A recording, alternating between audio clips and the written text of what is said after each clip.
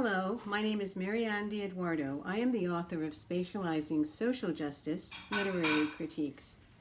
Today we are going to discuss literary critiques, how to write them, why do we write them.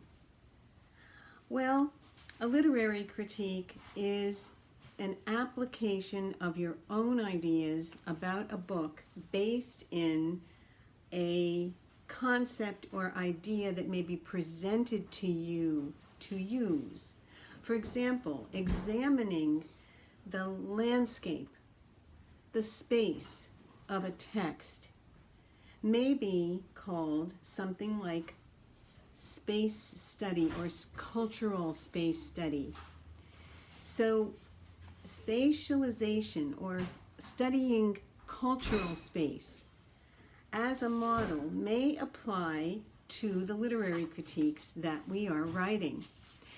The first literary critique that I will be reading today is my chapter 1, Willa Cather, The Space of Landscape in Fiction. This researcher applies critical landscape and place that mirrors the functionality of language, of metaphor, of imaginary spaces. Modern literature and critical theory, particularly trauma theory, may help us understand refugee studies, which we are concentrating on in global literature studies. Willa Cather offers us a vision of a narrative space and the trauma of interior personal space. Ethos, or meta-ethics, stylistically represents intrapersonal space in the context of her main character's sentences. The final words of Cather's main character in her book, My Mortal Enemy, may be very, very important to understanding the text. The character says, "Why must I die like this, alone with my mortal enemy?" The final words, the character dies alone, claims that she is her own enemy. Death becomes the condition or quality that is transferred with aesthetic action and nature. We find the words of Cather as the signifier or the message of hopelessness. Spatializing the narrative language, the words she chooses to use, reveals her purpose in writing. Applications to the study of Cather, the writing about themes of oneself, represents our search for inner space.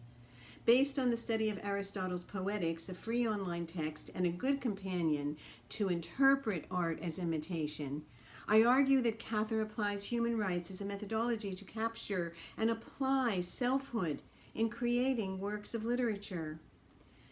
My readings signify Cather as a writer who designs human rights as the cause within the story. Personal voice and female selfhood are components of her work.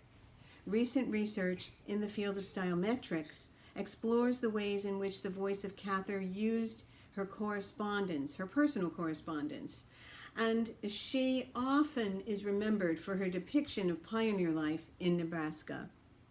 Cather's writing is important to us today. She is a supporter of human rights. For example, in Speaking Aloud at Grace Church, Charles A. Peake, an Episcopal priest and member of the Willa Cather Foundation's Board of Governors, tells us that great skill, great insight, Cather's personal history and writing can only deepen and expand our appreciation. Thank you.